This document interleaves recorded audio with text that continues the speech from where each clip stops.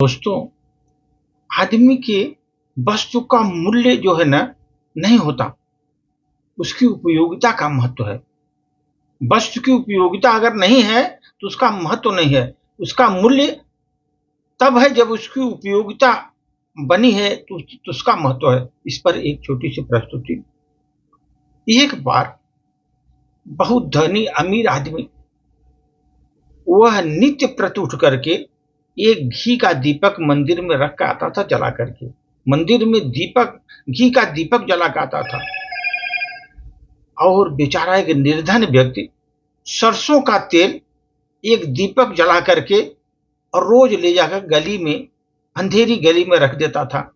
अंधेरी गली में वो दीपक रख देता था। बहुत वर्षों के बाद दोनों यमलोक पहुंचे तो उस अमीर आदमी को निम्न स्थिति की सुविधाएं दी गई, निम्न श्रेणी की सुविधाएं उसको दी गई अमीर आदमी को, और उस निर्धन को बहुत उच्च श्रेणी का सुविधा वहां पर दिया गया। यह व्यवस्था देखी तो अमीर ने धर्मराज से जाकर पूछा, यह क्यों भेद है भाई आपका? मैं तो भगवान के मंदिर में दीपक जलाता था, वह भी देसी घी का। धर्मराज मुस्कुराए और बोले, पुण्य की महत्ता मूल्यों के आधार पर नहीं, कार्य की उपयोगिता के आधार पर होती है। धर्मराज मुस्कुराए और बोले, पुण्य की महत्ता मूल्यों के आधार पर नहीं, कार्य की उपयोगिता के आधार पर होती है। तुमने जो देसी घी का दीपक जलाया था वो तो मंदिर से पहले से ही प्रकाशवान था, मंदिर में पूरा लाइट जल रहा था, उसमें तुम जला के आए। और उस निर्धन व्यक्ति ने ऐसे स्थान को प्रकाश किया जहां अंधेरी गली थी, जहां अंधेरी गली थी वहां पर उसने प्रकाश दिया और दीपक को जलाया। उसने उसके दीपक के प्रकाश से सैकड़ों व्यक्तियों ने लाभ उठाया, क्योंकि आते जाते अंधेरी गली थी तो वहां पर वो दीपक के प्रकाश से सैकड़ों लोगों ने उसका लाभ उठाया।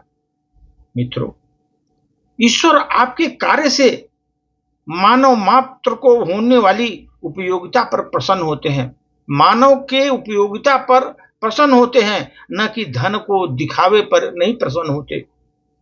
इसलिए हमेशा जिनके मन में सदैव दूसरों को हित करने की अभिलाषा रहती है, मानव का जिसके दिल में, मन में दूसरों को हित करने की अभिलाषा बनी रहती है, अथवा जो दूसरों की सहायता करने में लगे रहते हैं, उनके लिए संपूर्ण जगत में कुछ दुर्लभ नहीं, सब कुछ मिलता है उनको।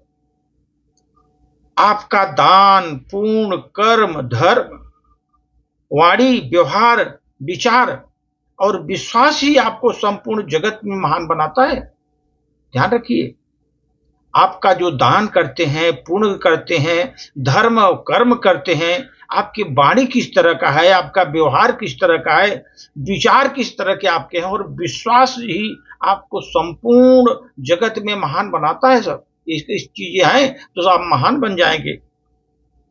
अपने हिस्से की खुशियां बांटकर जो मुस्कुराया है आदमी, अपने हिस्से की खुशियां बांटकर जो मुस्कुराता है, उसे परमात्मा ने समय समय पर हर संकट से बचाया है। उसको संकट आने ही नहीं दिया, हर संकट से परमात्मा ने बचाया, जिन्होंने अपने हिस्से की खुशियां बांट करके लोगों को मुस्कुराया